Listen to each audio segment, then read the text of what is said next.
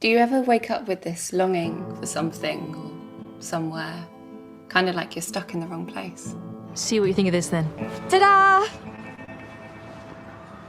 What are we looking at? Bacteria, viruses, all huddle on the surface area like little microscopic aliens and monsters. It's scary. Which is exactly why we're here. I just don't think this is my kind of thing. If you think you can do better, be my guest. Cash, of course. I'm sorry, I don't have any change. Oh, really? I'm a control freak, aren't I? Get involved! Cheers, lads. Anyway, yeah, no, wait,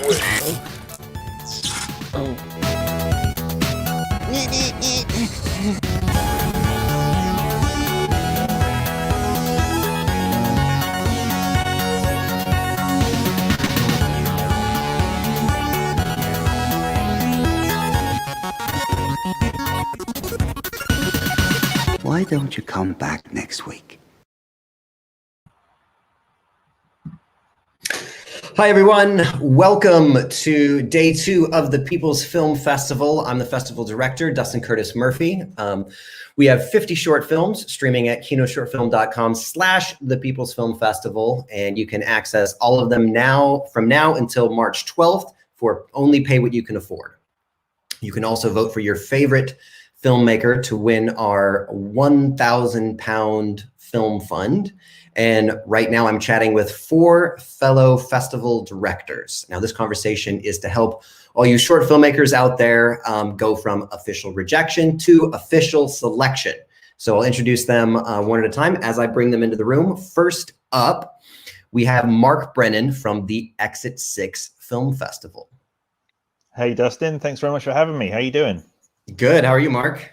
Very good, thank you. I'm very impressed with the platform you've put together. It's looking great. Thanks. Well, I screened my latest film with you, Samaritan, at the Exit 6 Film Festival, and I based my platform on your platform. So, oh, stop it! Stop it! So you've exceeded. You've based it and then built on it. It's really impressive. Well done. Okay. Well, thank you so much. Thank you so much. And your film festival is actually FilmFreeway top 100 rated. Is that right? Yes, we're very lucky that the filmmakers that we've had come through the festival over the last few years have given us some very generous reviews at the bottom, which has helped keep us on that list since that list started. So chuffed to be on there, absolutely. And it keeps growing every year. It's the top 100. I think it was of 7,000 festivals at first, and now it's of over 10,000 because so many more have joined the platform. So every year it seems to mean more. Great, great. All right, now we're going to bring in Shorts on Tap, festival director Filippo Polesel. Did I say your last name right? I've never said it before. Yeah, it's perfect, Dustin. Thanks a lot for having us. Absolutely. And it's great to see you, man, after a long time. Actually, your festival was the last thing I attended last year. You know, I know. For the great pandemic, you had a great party there in South London and really enjoyed it. It was massive, man. Really great. So thanks for having us. Yeah, good to see you, Mark. Do you guys know each other? Have you met previously? Yeah, I think we met at the BFI once. We did a round of drinks there with some fellow filmmakers and festival organizer, I believe. Absolutely, yeah. There was a bunch of festivals on Twitter that all met up one night for a couple of drinks, and we talked to each other silly that night. It was a good time. Nice. Well, we'll talk each other silly in front of a live audience right now. And next I'm going to have Lee Squires come in from Sunday Shorts. Hey, Lee. Hello. Hey, Dustin. How are you? I'm good, thanks. Hi, guys. Nice to meet you. Hey.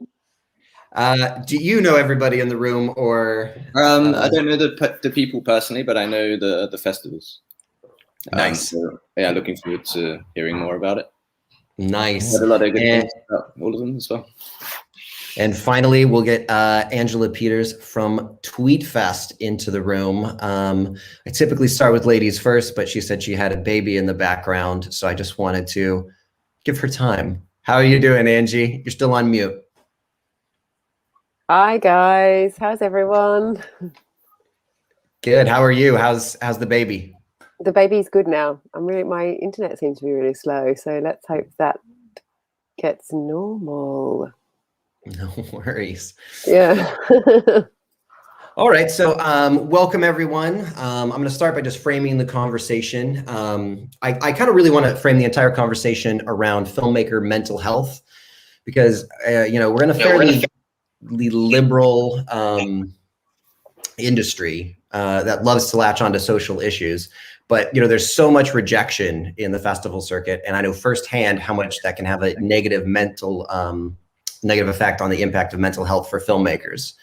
So many filmmakers within our Kino collective of about 1,500 are creating very personal work. So, when they're rejected, they often take it as personal rejection and personal failure. At last year's TPFF, we had one filmmaker who was actually involved in an Oscar-winning short film. And he came up to me after the event telling me that he was intimidated by the level of talent in the room because the standard of the films that we were presenting were one of the highest he'd experienced at a festival. But meanwhile, all the other filmmakers at the event were thanking me and the rest of my team because we were one of the few festivals to accept them. So it really made me think, like, how can relatively an Oscar winner feel intimidated by people who are almost universally rejected, right? So at TPFF, we continue to do all we can to support indie filmmakers who create great work. And I know that each and every one of you guys as a festival director have just such amazing programs, and they are really, really supportive of filmmakers and filmmaker-focused events. So with that spiel out of the way, let's start by telling me briefly not only about your festival, but your experience as filmmakers yourselves, because I know you all are filmmakers. Mark, do you want to go first? Oh, pressure. Yeah, sure. No problem. Yes, Filmmaker First, as you said, was inspired to launch Exit 6 about 6 years ago now, having been on the festival circuit with a short film I made called T for Two. And I'd been to various events where there are aspects of them that I enjoyed and perhaps didn't enjoy. And where I'm based in Basingstoke, we didn't have a festival of any kind. I'd have to travel around the country or abroad for anything that was the kind of thing I would like to go to. So we thought about what we'd seen at other events that we liked, and we thought, well, if we're going to do it in Basingstoke, here's how it would work. And one festival in particular that I visited, which was a huge inspiration, was Aesthetica up in York. I don't know if anyone's ever been, but what I loved about that particular personally, I've not. No, is that as soon as you arrive in the city, the whole city seems to be in on the festival. It's not just a festival event. It's that all the restaurants and bars have discounts, and there's other things going on in the town, and there's just a huge buzz. And I just wanted to recreate some of that here as best we could. So that was our aim. But yeah, it's interesting what you say about rejection, because since starting it, this last 12 months is the first time I've had a film on the festival circuit, which you've so kindly picked to be part of. Yes, we have Squall. So if anybody is going on our platform right now, check out Squall from director Mark Brennan. Thank you very much. And I'm one of those filmmakers that would come and tell you thank you so much for picking it, because we've had lots of no thank yous from other places. But yeah, for me, that's an invaluable experience as somebody who runs a festival, to be on the other side of it and right. know what those emails do and how they make you feel and what more can be done. And I think it's wonderful what you guys do, which is give feedback on all the films that get submitted. I think that's wonderful, and I think if that's something that we can adopt in the future or something similar, we'd love to, because you're right. I think it matters to know maybe why your film didn't get in, and maybe that's some of the things that we'll cover during discussions today about why some films get in and why some don't. Yeah, absolutely. I've rambled on there, but that's a bit of no, it's good. Yeah, we'll definitely get into those discussions. I have a lot of targeted questions that we're going to be getting through. And also, just to comment on that, the thing that always is a pet peeve for me is when you get a rejection letter and it's just the template that FilmFreeway sets up for you. It's just like, oh, we liked your film, but we did not select it. It's like, come on, at least put in more effort to come up with your own original rejection. I think that all festivals should put as much thought as they can into the no's as much as the yeses. Yeah, absolutely. Angie's having a little bit of technical difficulty, so she stepped out of the room and she'll step back in a moment. Filippo. Sure. I started Shorts on Tap like 7 years ago, and the idea was to have like a constant celebration of filmmaking and independent filmmaking and short film. And being filmmaker myself, writer, producer, I wanted to get closer to fellow filmmakers like we're doing today. But to meet everybody in a room and to have a drink and watching our own work that was kind of the idea, initially, and and it goes great with your name too, Shorts on Tap. Exactly. Pour yourself a Yeah, beer. it comes from that kind of bar and pub culture kind of thing, where you get together, very chilled, and you can watch and enjoy, some short films together. It was always a platform for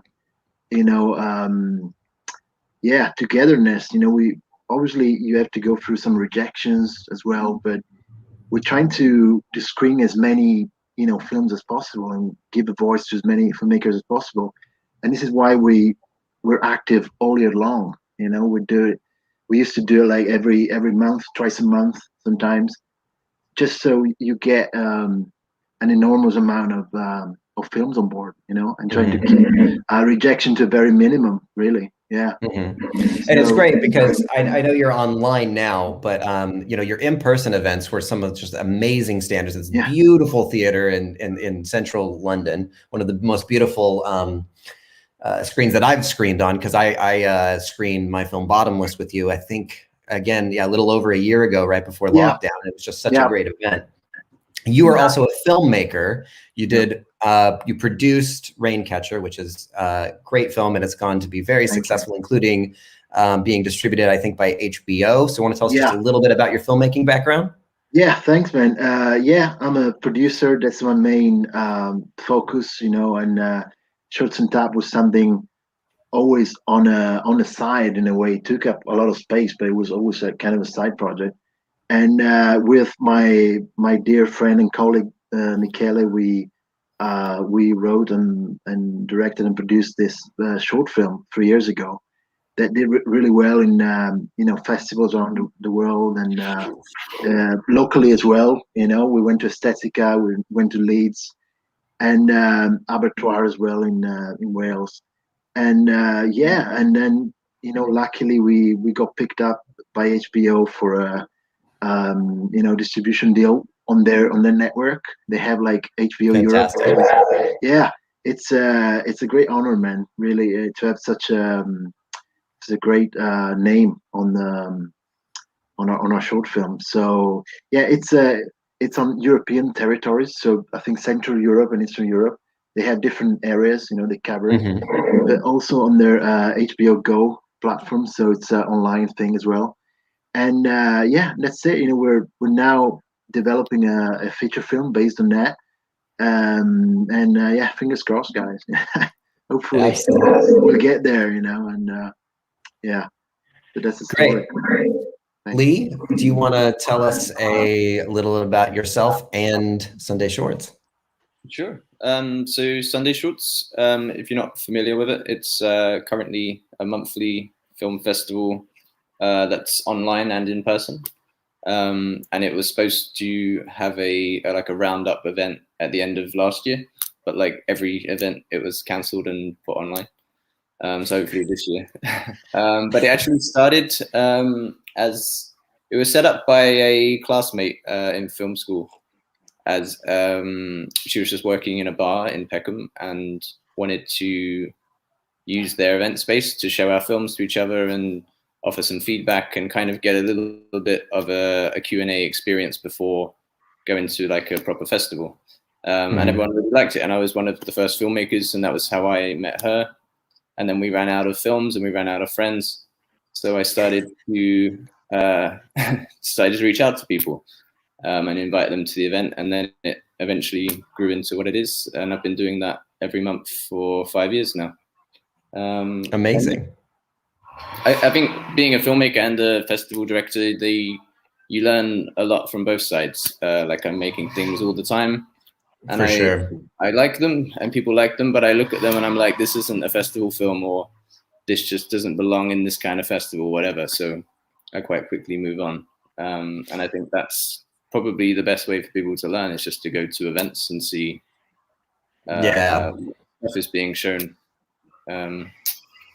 I agree, because with Kino London, I mean, we're famous for our short film open mic night, and then we've obviously expanded that, but it's that process of having every filmmaker get in a room and feel the energy of the room, lets them know kind of where they're at on their journey. So rather than spending a bunch of money on the festival circuit and getting a bunch of rejections, having some place to screen, like the short film open mic night, or what you started to develop with Sunday Shorts, is just so useful for filmmakers to just get that feedback before they dip into their pocket and waste all their time. Yeah, I think people actually see festivals as being the first point for their film, but that should be like the second from last. I think it should show it to people that will be honest with you first, and be in the room. For sure. Let's bring Angie in now from TweetFest. Tell us about TweetFest. Tell us about yourself. Hi everyone. And so TweetFest has been running now for 7 years, which is crazy. And we sort of started it because we were doing the networking event every month and had all these amazing filmmakers, and thought, well, there's not a lot of film festivals in London, because there really hasn't been. Back 7 years ago, there probably wasn't. And we wanted to champion the local filmmakers. Then it just sort of grew. And then because we're a female-led film festival, so I've got female programmers, predominantly female people running it, which is, I think, there's less of us in the film festival world. I'm sure. So we champion now female filmmakers as well. So we have an F-rated section every year, and that's for people who have made a film that has a really strong female presence in the crew. So the female director, writer, or lead female cast obviously is really useful. It doesn't have to be. We've had submissions before where it's been a male and female duo, but it's very heavily been crewed by females. And then because of lockdown, like everybody else, and like Lee just said, we had to do the online platform like you're doing this year, Dustin, and it went really well. But I've been to all of your events except for Mark's. Oh, and Lee, I know of yours, but I haven't been to them, so I'm going to make a point of going. And I know what you're talking about in terms of the environment when you're at a live event. I love Shorts on Tap, and I love going to the Kino nights, and all those filmmakers are there, and we're buzzing. It's the energy in the room, and watching the films is just one section of that. And the other, as important part, is the networking that happens and the people meeting one another after. And our film festival might only happen once a year, but the networking happens every month at the networking events, where we bring the different speakers in to talk, and then it culminates with this big festival at the end of the year. So it was really like, we have to do an online platform. We have to screen everything online. It felt so weird. But we really enjoyed it. And we did lots of interviews with the filmmakers that were in the festival in November, so that it would feel like you could still get a sense of who the filmmakers were that were part of our festival for the year. But yeah, I love it. And it's just wonderful that I can't wait to hit 10 years and be like, I've had a festival for 10 years. Yeah, and that'll be a huge landmark. Yeah. And just real briefly, just about yourself as well, what you do when you're not running TweetFest. Yeah, so actress and voiceover artist. So, it's interesting that I'm not a filmmaker in terms of, I'm not a director. I've written a few things. I haven't really made anything yet that I've written. But yeah, predominantly that, my interest lies in that side of it. I've got no desire whatsoever to get behind the camera and try to direct. I think directors are incredible. And when I see what they make from that one little tiny part that I always have in each of those productions, I'm just overwhelmed and delighted. And I think that as an actress, it's really interesting being a programmer and a director of a festival, because you really start to understand how difficult it is to make an amazing short film when you see hundreds and hundreds of short films, and sometimes they're not great. And then the really amazing ones stand out, and you think, wow, everything has to align to make a perfect film. Mm-hmm. The music, the cast, the crew, great sound, great backdrop, everything. And then magic happens on screen and you're blown away. And I've cried sometimes if films have been so good. I've laughed so hard sometimes they've been so good. And I just believe that short film creation is incredible. Like, it's the ultimate.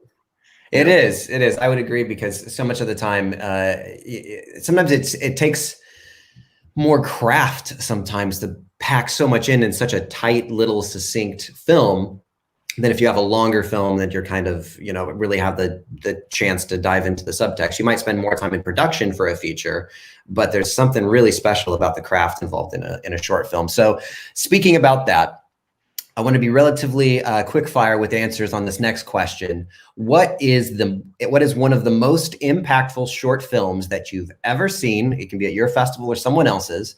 Tell us a bit about it and why it was so successful at connecting with you. We'll continue to go around, starting with Mark.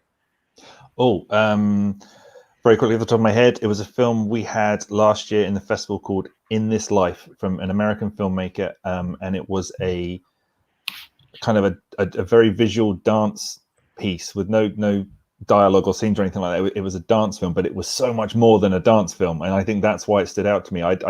When the film started, it was a very impressive performance from the lead performer, and I thought initially, I'm watching a dance film, and then it turned into so much more. So that one, In This Life, it was absolutely brilliant. I recommend that one. And it sounds like what made it so successful was just how surprising it was, and how it just took you somewhere you weren't expecting. So incredibly imaginative and more than a dance film. That's all I can say. And even when the main character wasn't dancing, it was so compelling, like emotively compelling, while doing all this impressive, routines and choreography. It was just so great, so great. I've never seen another short like it, which is another reason why it stood out to me, because I thought I'm seeing something I haven't seen before, and it's hitting me in the face, and I love it. Nice. Filippo? Yeah, one of my favorites is a horror film by an American filmmaker, Chad Gardella. Is a friend of mine from New York, and he did a beautiful film called Elegy. And we screened it 3 years ago, I think, on a Halloween event. And it really stayed with me because it's got a very magical and sort of, experimental touch to it. I really suggest you to watch it. It's called Elegy by Chad Gardella, and loved it. Nice. Yeah. Lee? I'd actually like to talk about a film that initially we rejected. It's a comedy called Chasing Kesha. Interesting. And we just weren't quite connecting with the comedy, but then a few months later we were really missing a comedy in our program. So we thought we would give it a go, and it ended up winning the audience award. Like, everyone really loved it, and something new in it.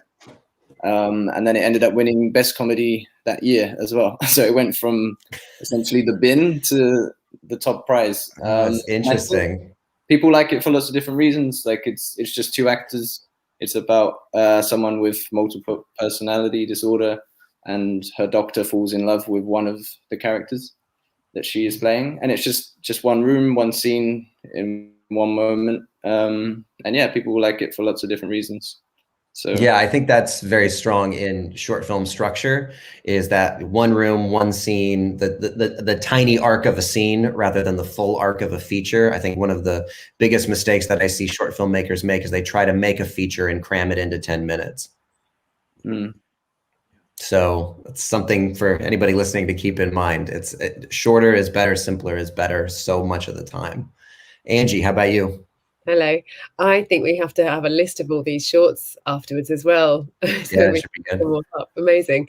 I think the one that sticks out for me year after year is We Are Volleyball. And I think, Dustin, you might have been there the year that screened. Mm-hmm. Yeah. And it's funny because, it came in and it was one of the last ones I watched because it was subtitled, and I was getting through the film festival, all the hundreds of films you're always watching, and it came up and it had all these accolades. It just had all these festival laurels, and I thought, oh, here we go.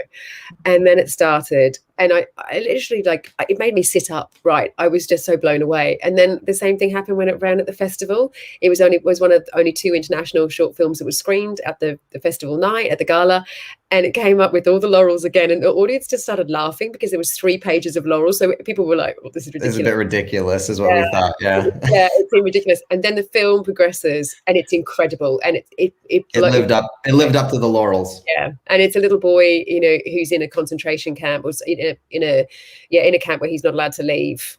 So they could be refugees, and they are talking to the security guards that are on the outside of a fence. And so there's this comedy element, but it's a very, very heavy subtext that's going on in that story. It's incredible. It's one of my favorite international shorts ever. What country was it from again? Do you remember? I think it was, I want to say Iran, but I don't want to. I was going to say the same thing. That's what I thought I remembered as well. Yeah, I think so. And they always have. I've had a lot of submissions over the years from Iranian filmmakers, and they're always amazing. Blows me away. The quality of films. I'd love to go over there and be an actress working with them, because the stuff that's coming out of there is unbelievable. Yeah. True. So what is one of the number one most common reasons why you would reject a film? Something that you see the majority of your official rejections, the number one mistake that they most commonly make? Mark? I'm so conscious of the fact that having a film in your festival now, whatever answer I give you now, someone could go watch that one and be, but you did it. And because the answer I was going to give you was that perhaps it's just too long. Like there are moments in it where maybe it's just because, and maybe some others here will agree, that when we've watched so many short films over the year to decide what's in a festival or not, you will find yourself occasionally thinking that doesn't need to be there. They could have got rid of that. That doesn't need to be there. When it starts to feel a little flabby, for want of a better word, and I think sometimes if that happens too much, if a film that's say only 10 minutes feels like 20, that might be why, because they could have told the 10-minute story, you know, in a much smaller amount of time, and therefore you think, well, if I'm already wishing this was shorter, most people who are going to watch it are going to wish this was shorter. So that for me, I think is probably one of the most common things is that people don't. You have to kill your darling, so to speak. Like, I know so much work goes into making these shorts, and you love the shots and you love the scenes and you want all the stuff in there, but sometimes you have to get brutal with your own work and just make it as short as you possibly can. So I'd say that was one of the more common ones. Yeah, definitely makes sense. One of the things that's interesting about transferring online for an online festival is suddenly we started actually accepting more longer films than we probably would have if we were doing it in person, just because, you know, we had physical limitations of, you know, we can only screen for, you know, an hour, what'll fit into this hour. And now it's like, oh, well, this one, it does linger a little bit. So that is one way that I think our festival at least is shifting. We had the same, Dustin. Yeah. We found that when we were programming that a lot longer short films were accepted the last year. That's never happened before, because you have the ability to just put on a longer program because people can stop and have a bathroom break or get a coffee and then keep watching the films if they want to after. So it changed. Absolutely. Filippo, what would your advice be? Yeah, I think length is a great reason, unfortunately, to reject some films sometimes. But also, you know, when you're programming a night or an event, you're trying to cover different areas of a certain subject. We go with subjects, shorts on tap. We do like theme events and subject events every time a different subject. So you know, sometimes you may already have covered something that you wanted to say with your programming, and having another film telling the same story or a similar thing like that could be a bit of a repetition. You know, you want to keep it like, you know, every film should be like a unique part of the programming, you know, I think. So that and sometimes zeitgeist, I think, is a great reason to accept or reject films. You know, unfortunately, you know, you get so many relevant and current short films that sometimes something that isn't that relevant or that current or topical may not make it to the final list. Because we go very much with the zeitgeist. We want to tell a story that is current, and so we're trying to always keep an eye on what happens around the world. You know, if you're having a Scottish referendum, let's do a Scottish night. If you have a Brexit happening, let's do, you know, something. So sometimes it's more about, you know, the places that have been already covered than the other way around. You know, whatever you think fills the right spaces for your program, whatever else didn't make it to that point. So unfortunately, you know, there's no other way to do it, you know. So and overall quality, you know, production quality, and unfortunately sometimes, I mean, as a filmmaker as well, you can see what kind of quality, I don't know if that's the right word to use, but production value. Production value, production value, or you know, when you hit a certain standard with the rest of the films, you don't want to drop it with something that is not at that level, unfortunately. And that level could be many reasons, could be many things, you know, the acting or, camera work or directing or anything that you think is not quite working with the rest of the lot. Unfortunately, you have to filter it. So yeah, these are the reasons. Yeah, makes sense. Lee, how about you? I'd just like to quickly comment on what's been said so far, if that's okay, and then absolutely. We're echoing when we get to this point. But yeah, talking about length, I've actually rejected a few films for being too short. I think people take short as better too literally. And my feedback, like we give feedback to all the films, and my feedback was literally like I needed more. Like if you were to watch this film in between two others, it would just feel like a random scene. It wouldn't feel like its own story. And I think you only learn that from play among other films. So how short is too short in your opinion? Because I've actually done the same thing. I've given feedback in both ways. Hey, this is too long. Hey, this is too short. What's too short for you? I think people try and make things under a minute or 30 seconds sometimes, maybe for competitions. But I mean, it could be 5 minutes and too short. But I think you need to allow the audience to enter the film and leave the film knowing that they watched a film. You can't just start in the drama and leave as soon as it ends. Like I know that's the feedback people get, but don't take it too literally. Sometimes it's good to have some breathing room for sure. Yeah. But I think what I like to call it in the feedback at least is awareness of the audience. Like too many films are a bit too like self-indulgent, like keeping in, like you're saying, not killing their darlings. I mean, you can maybe have one darling, but kill the others. And yeah, just be aware of that people are watching this film and people are choosing to spend their time doing this and treat them fairly. And with budgets, we actually always try and keep one film in our program that's low budget, just so people watching don't feel like that they can't be part of it. But I think the problem there is if they try and make a big budget film with no budget.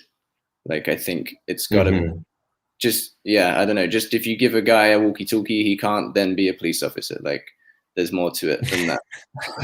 Unless it's a comedy. Yeah, go ahead and make for comedies. Sure. We'll always pick comedies that are low budget. One of the biggest. Yeah, I was going to say one of the biggest pieces of feedback that I give when I'm teaching filmmakers and everything as well is embrace the limitations that you have. Don't write a script that is going to be too expensive or impossible to make. Look at the pieces that are in front of you and make that film work with what you have. And those limitations will unlock a lot of creativity rather than infinite finances will. Great. Yeah, like the first Peter Jackson film, things like that, where they've just had fun with what they have, and no amount of budget could have ever reached to that film. So, absolutely, Angie, what about you? Yeah, I agree with everything Mark said. The first one that always comes to my mind. So I agree with everything everyone said, and I think just to add to it rather than saying the same things. One of the other ones for me, which Filippo sort of touched on, is for me not relevance, but telling a different story. So it's difficult with a short platform because everyone's trying to cut their teeth and get into filmmaking, and so obviously shorts are a great way to do that. And there's a lot of festivals like ours that are just for short films. But when you are coming up with a story, given that there's not many original stories anymore, how do you tell your story in a new way? Because people don't realize. I mean, so last year, for example, was quite a very obvious example, but because of lockdown, we decided to create a category called lockdown films, and nearly half of our submissions to TweetFest were lockdown films, which is amazing. I was blown away by all these filmmakers and actors at home making films, using the time that they had to create something.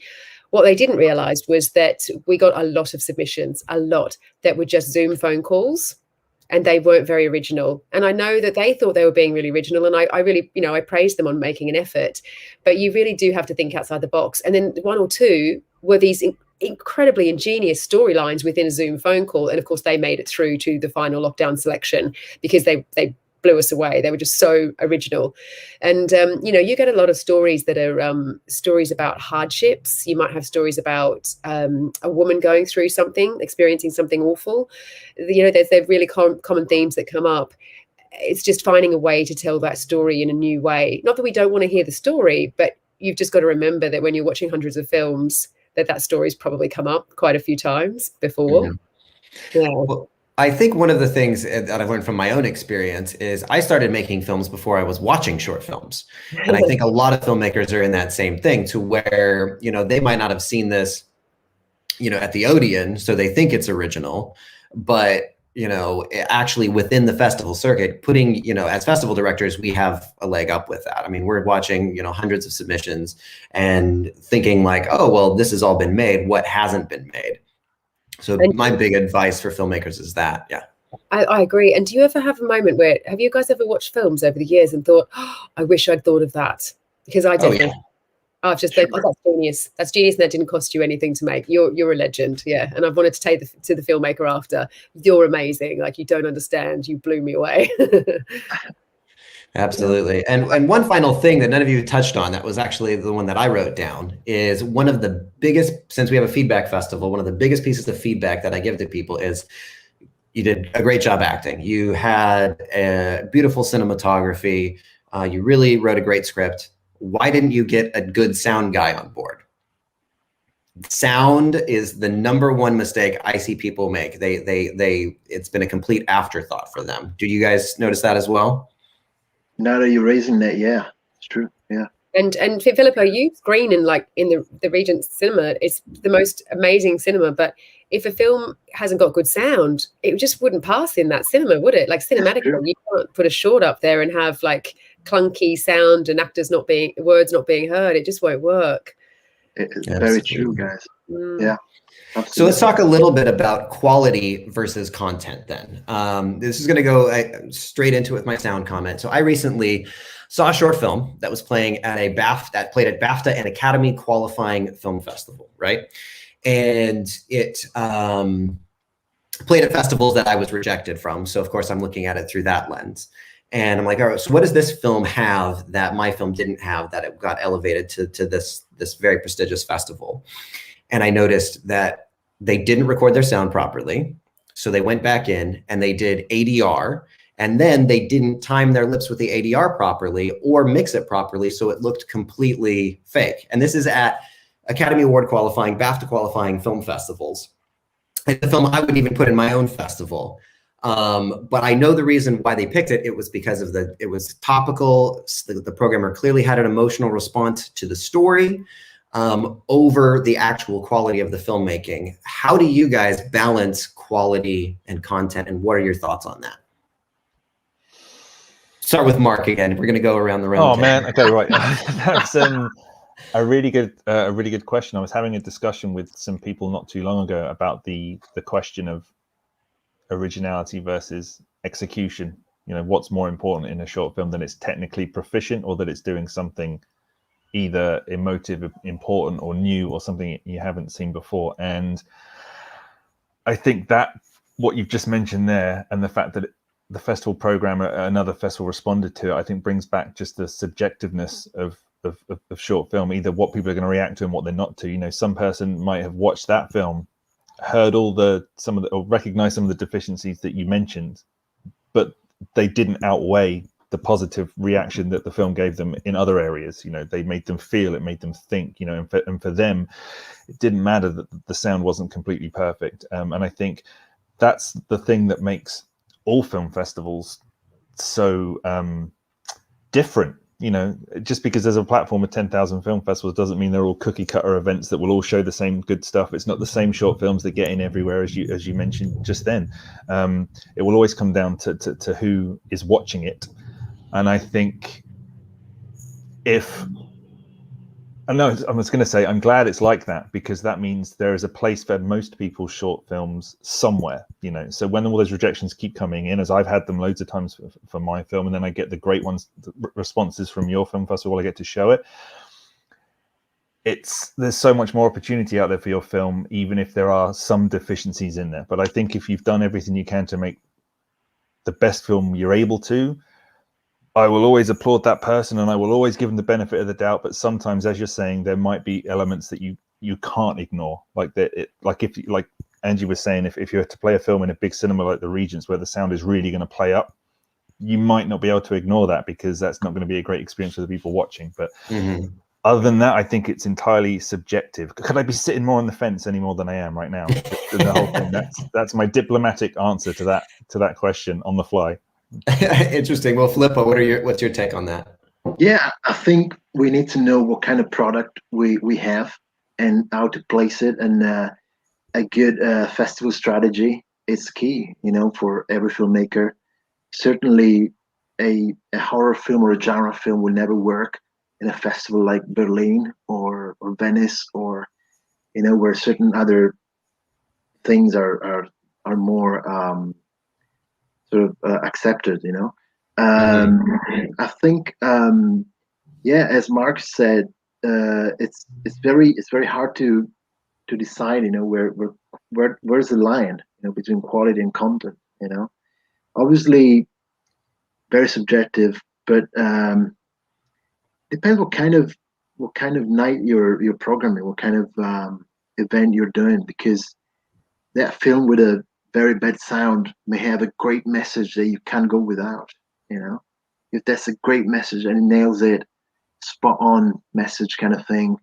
We did sometimes screen shorts that didn't have the best quality in even sound probably, but they were really excelling on other departments, and the message was key for that particular night that we wanted to convey, So I guess it really depends on the festival and on the program of that specific festival.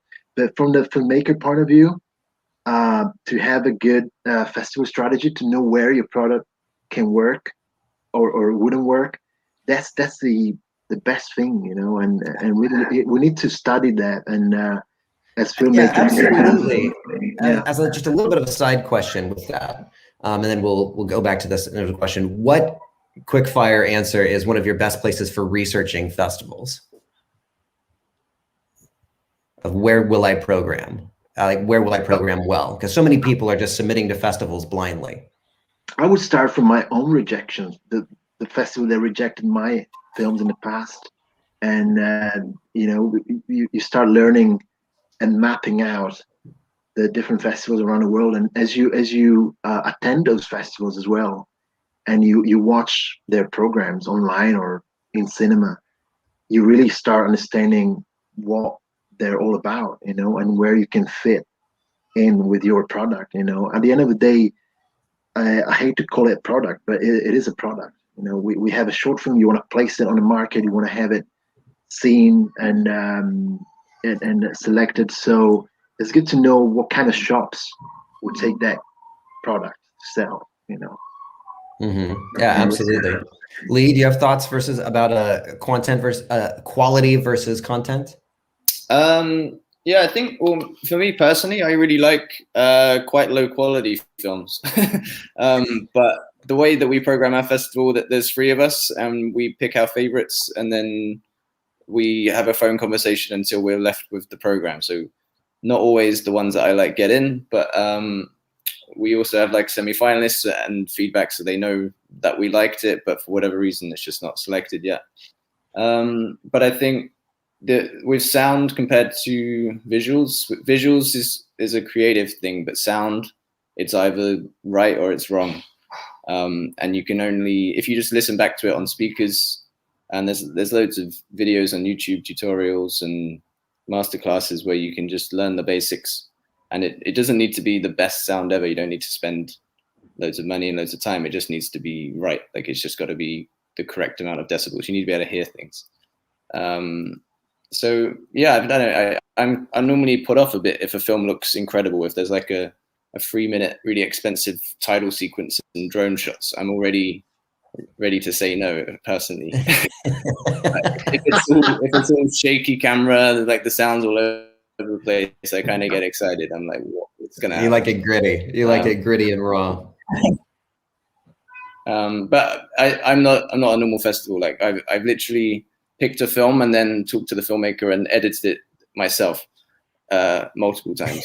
Like, you like the content, but you saw room to improve, and you're like, hey, can I get involved in making your film better? I'm going to show you a film anyway, but hear me out. Here's some suggestions. And if you send me it, I'll edit it, send you my version, and then I'll screen whichever one you want. Because I see an option, and sometimes I'm wrong, honestly, but most of the time I'm right. And then hopefully, I don't really follow up with them, but hopefully that version of the film is the one that they end up showing to people. Interesting. Well, yeah, that type of feedback I think is super, super valuable, and as well. And it's you clearly care so much. Angie, how about you? And I feel like I want Lee now to come on to my film festival and have that as a bespoke side service. Make the film, we can make it better. Yeah, everything that you guys have said, and yeah, it's a tough one. So with ours, we also screen it at the Picture House, and then the ones that aren't in the gala, that final gala night that has all the press and the photographer and stuff, the other days are at the Hen and Chicken. So both of them are venues that have quite a big screen, and obviously the Picture House is quite a big screen, and the sound really matters, the look really matters. But I've always had a plan to make the TweetFest become as big a festival as it possibly can. So I love the opposite of Lee. I love the big grand films. I love the big budgets. When they come in and they look amazing, I just think, oh my goodness, this film is wonderful. And when it's screened at the gala, it sounds wonderful, it looks wonderful, and I love that. I love the feel of a big festival.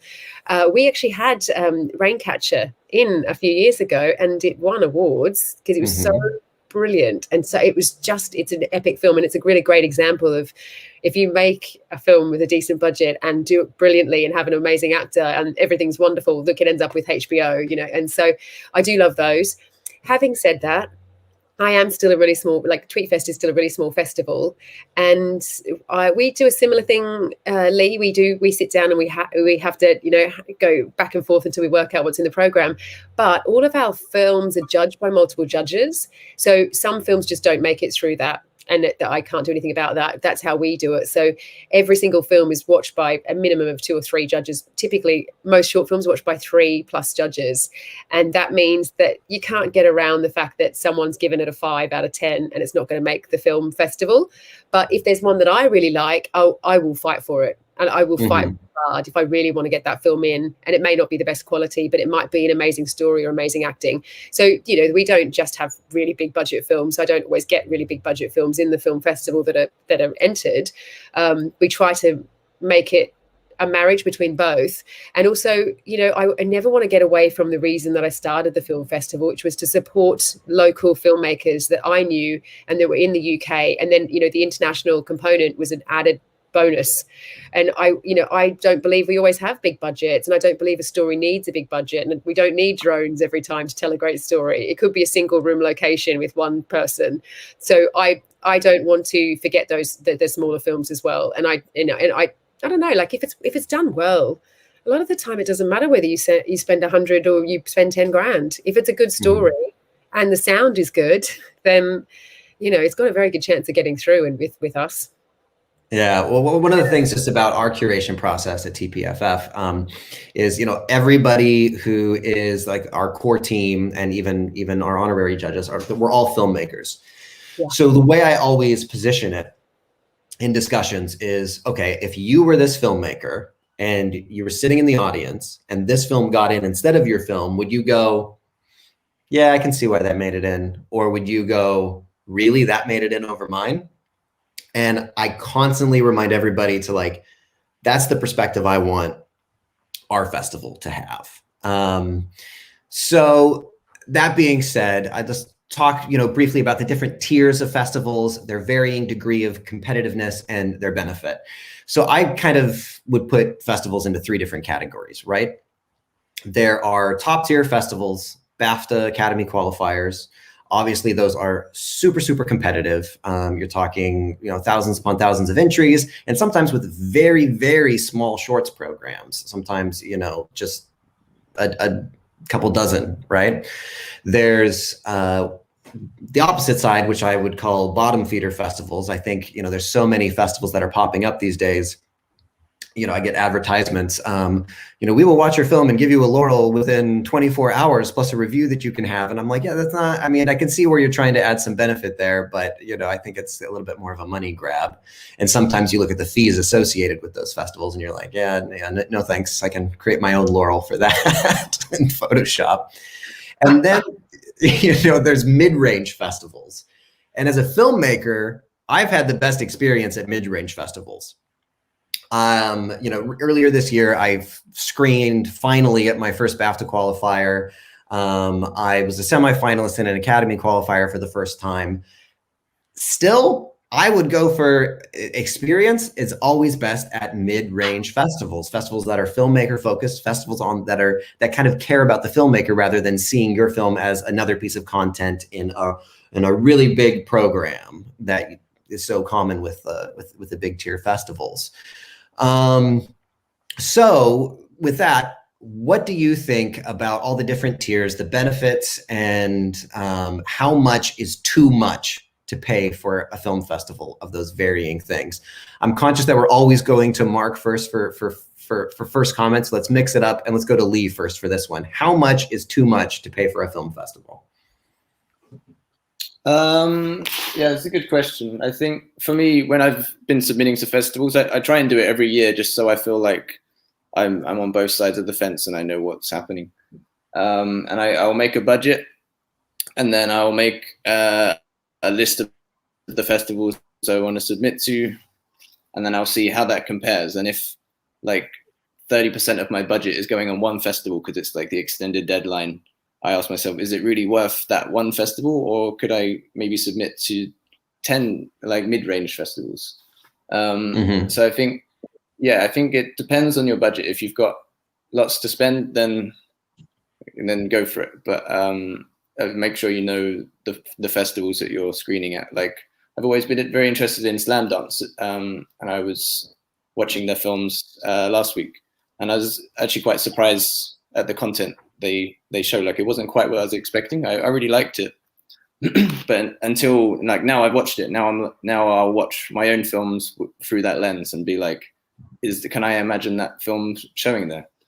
Right. Yeah, that's so helpful. About it. So I think it depends on the budget, to be honest. To summarize. And then just follow-up question for that. This is what I see so many filmmakers doing. If they have limited budget, they go straight to the BAFTA Academy qualifiers. They cut out the mid-range festivals, and then they end up walking with nothing but rejections. So what I like about mid-range festivals, particularly feedback festivals like you have, Lee, is using them as a first step in the festival journey as well. Like, I know how you said festivals are like second to the last step, but also there should be different types of festivals. If you have a big festival and you know you have a big film that you want to premiere at a big festival and have premiere status, that's one thing. But for the majority of filmmakers out there, I would say it's probably better to start at a mid-range festival. And more so these days, these big top tier festivals don't really care about premiere status for shorts. What do you think about that? Yeah, I don't think premiere is a thing anymore. I think people need to forget that word. Yeah. But yeah, I think start easy. Like, go to the festivals, or like submit to the festivals where you think you're going to get in for sure. Like the smaller ones that are perhaps niche to your story or genre, or the local ones. Like, always the local festivals will probably want to support you. Right. Yeah. Then you can actually show up. Yeah. Show up, speak to people, gauge the reaction. People might recommend festivals. There might be festival directors even there that say they love it. And then, just work your way up. I think people want a premiere. They want the big Sundance premiere, and that just doesn't exist. It exists for very, very few people out there. Yeah. So Filippo, I'm going to bring you in now. I think you might have a different perspective on this one because you have had fantastic premieres, really, really targeted, film festival curation with Raincatcher. What's your thoughts on this? Well, I agree with Lee. I mean, it doesn't really matter, I think, where you're having your premiere. We had a very good premiere at the Sieges Film Festival, which is in Catalonia in Spain, and one of the main ones for genre film. And I think that kind of opened up some doors to other festivals possibly, but not necessarily. I think you should know what your short film is about and where it will fit better than in certain festivals better than others, and just go with your budget and see how much you can do with that budget. Obviously, I think attending festivals is a great thing, because even without having a short or a feature film to submit, you know already what is going on and what these festivals like.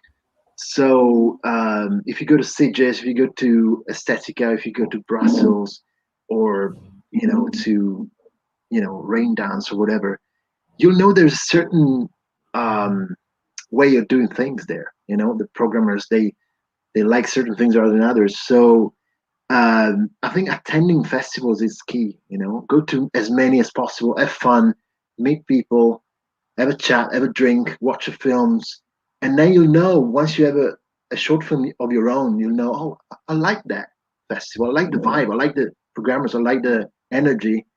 Send it there, they'll take it, man. I mean, it's kind of if the festival resonates with you and the way you are, and you find there's friendly people there, and in a programming team and everything, you meet them. Why not pop an email? Can I send you this? Will you accept it? Where's your FilmFreeway? Can I get Weaver? Can I get in touch as much as you can? It's not a crime to ask either. You can ask. Can I show it at your festival? I did that myself. Sometimes you pop an email. Can I get Weaver? Maybe I'm out of budget. How does it work? And then you slowly start learning your way around it. And where you can place your own film. Yeah, absolutely. I think that's a very good point. I think too often filmmakers are intimidated by the other side of the film festival. It doesn't have a face to them. Maybe it's too far away in another country. They don't know who it is. So sometimes they're afraid to touch base, or afraid to put in the work to do the research around the entire thing. And I think what's been helpful for me as a festival director is just seeing how I respond to filmmakers who reach out to me. And I'm like, it's almost like I expect other film festivals to be run by complete assholes when I'm a filmmaker. And then I realize, like, no, I'm actually pretty nice to, people who ask me for things for my festival. And then it might be even a good strategy to reach out to these people. And if they are jerks back to you, then be like, fine, I'm not going to submit to you. I think the difference between our festivals and the bigger festivals we're talking about is that if someone emails our festivals, I'm assuming it will be us or someone close to us that's responding. But in a bigger festival, like someone will reply, and they might just be an intern for that week. Like they don't really have much say in what's happening. You're not really going to get an insight. Your message isn't going to be passed on. And what I found with a lot of the bigger festivals is they're not even run by filmmakers, so they don't necessarily have that inbuilt empathy so much of the time that the medium festivals do have. Angie, what are your thoughts on how much is too much to pay for a film festival? Yeah, exactly what you've all said. And obviously, remember that I don't have the filmmaker hat on in terms of I'm not submitting my own short films, because I'm normally in them and involved in the process of, getting excited when something that I've been in hits the festivals. But some of your curators are filmmakers as well. Exactly, yeah. And I'm still, even sometimes I still get actively involved, because I'll know the director or producer really well and say, have you thought about putting it in here, because this festival's amazing and I think it'll really work? Because as a festival programmer, other festivals, what's happening around the world, what's happening in the UK. I think exactly what Lee said at the beginning. You've got to look at a budget. I've seen people spend so much money, and I've had times where filmmakers have submitted multiple different short films into the festival, but they didn't check what our festival's about, and the short films that they were submitting just did not suit our festival. And I feel really sad, because I don't want to take people's money. If they, if I want the right films to be in, I want filmmakers to get their stuff seen. I'd screen 100 films if I could, but obviously that's not realistic. But if you're going to put in all that money into going into film festivals, you've got to make sure that it suits the short film that you have made. And South by Southwest, for example, if you did want to go for the big ones, has a completely different look and feel to Venice, which has a completely different look and feel to Cannes. And, and then our mid-range ones, we're all completely different. I've been to Dustin's multiple times. I've been to Shorts on Tap multiple times. I know our film festivals are completely different. And I will recommend a filmmaker to those different festivals, depending on the short that they have. Mm-hmm. The other thing I think about the budget is exactly what Filippo just said about don't be afraid to ask the person. I've definitely accepted films in the past where somebody has been desperate to put it in TweetFest. They've run out of budget. They really want to submit it. And I think, you know what, I just want to give that person a go because they've sent me an email and it's an empathetic story and I can really relate and I want to support that filmmaker. So I give them a waiver, and sometimes those films are amazing. And interestingly, We Are Volleyball, when that was submitted a few years ago, they asked us for a waiver because they couldn't pay because of the banning on using the cards and stuff over there. And that was the film that won the festival and won the audience award. So I wouldn't have gotten the opportunity to see that life-changing short film had I not have allowed that filmmaker access to my film festival. So yeah, I think getting to know the filmmakers might help you with that budget. And don't be paying 50 quid for a short film entry. Just don't. And I think if you're paying that, then you're going to the wrong film festivals. Right. I mean, what's the highest you've seen? I've seen 70 or 75. 70. I'm flabbergasted that film festivals are taking 70 quid from somebody for a short film, but I've seen it. And bad. Those aren't even BAFTA or Academy qualifiers. No. Like, if you were, maybe you could justify that. I think that's even still too much for that. Much. But oh my God. Mark, what are your thoughts? Sorry. No, just when Lee said before, like he had to think, well, actually, if I'm going to pay all that money, but then that 70 quid could have gone to 4 other medium tier film festivals and might have been accepted into every single one. That's got to be better value and better for you making more filmmaking contacts and meeting more actors and meeting more industry people. So, yeah, thanks. Yeah, absolutely. Mark? This subject is where I will need to come off the fence and choose my words very carefully because I don't like to throw shade in the direction of any other film festival I can possibly help it. Having said that, with my filmmaker hat on, it is hard enough to raise the money to make your film in the first place that I think any film festival that's trying to charge anything upwards of $30 to get in, especially the 40, 50, 60, 70, should get nothing from you but your middle finger, and you shouldn't be sending anything to them whatsoever because they are not trying to support you as a filmmaker. There's no reason to charge that for a short. And if they are of a festival that they think they're of a level that can command that fee, they're getting a number of submissions in that they don't need to be charging that much to give back to filmmakers to help them. They will have other sponsors and other ways of financing the festival that doesn't quite require that. It's a very nuanced topic, and those festivals will have their reason, which is why I'm trying to be as careful as I can in saying this. But this is the subject with Exit 6. I always have my filmmaker hat on, and it's what would I pay? What would I be willing to pay for a festival? What do I think is fair?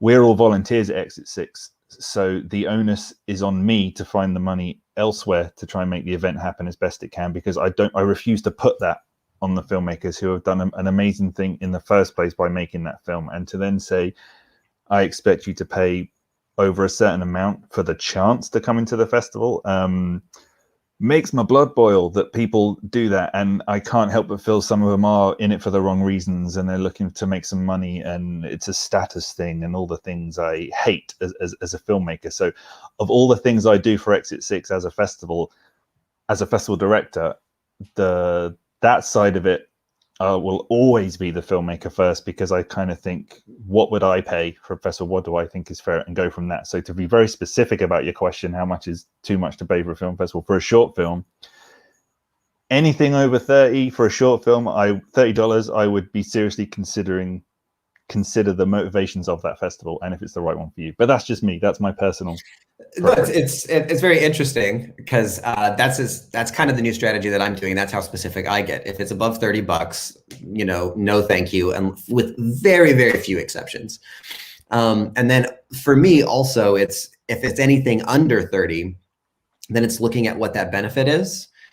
and the benefits can be, is there a cash prize? Is it a festival that I can attend in person or that I have attended in person that I like the vibe of? Do they provide feedback? What are their selling points? As a filmmaker, I'm the customer. What am I going to get from it in addition that might be beneficial, rather than just the risk and the gamble of official selection, of official rejection, I should say. So anyway, guys, thanks for joining the call. It's been an hour, so we'll cap it off there. We pretty much got through most of the things I wanted to chat about. Thank you so much. Let's just go around the table one more time and just tell us where we can connect with you and your festival. Mark, where can we find Exit 6? Exit 6 is at exit6filmfestival.com. We're on Facebook, Instagram, and Twitter, and our submissions are currently open until July. We're in our regular submission period right now, and it's $75 to submit to us. So you should go and have a look immediately. It's not. Filippo, where do we find Shorts on Tap? Yeah, it's on shortsontap.com and Shorts on Tap on Instagram, Facebook, and Twitter. So yeah, submissions open as well. $80 per. Quite right. Going up at Lee Sunday Shorts. Sundayshorts.org, and you can find us on all the social medias. And we actually have a screening tomorrow, which will be live on Facebook, and I'll have the directors on for a Q&A. And we'll have an audience award, so hopefully some people want to join and watch us. Nice. Angie? And we're TweetFest Film Festival, but our website's uktweetfest.com, and we're TweetFest on all the socials. And we're in early bird on FilmFreeway at the minute. So right now is definitely the time, because it's only 75 quid to enter in early bird. You've got to get in there. No, it's about 6 quid to put your short film in now. So this is the magic window at the beginning of the year. Definitely, if you're watching, please submit your film if we're right for you. Nice. All right, everybody. Well, thanks for tuning in. Thank you guys for joining. We're at day 2 of the People's Film Festival, and we have 50 short films streaming for a week. You can take a little bit of a break tomorrow if you want to check out Lee's event, but come back Monday through Friday to check out what we've got. Later on this evening, we're having a Q&A with 3 filmmakers. It's going to be at 5 p.m. GMT. And all 3 of the filmmakers are tackling the topic of homelessness. So we hope to see you then. And that's all, folks. Bye, guys. Thanks, Dustin. See you at the film festival.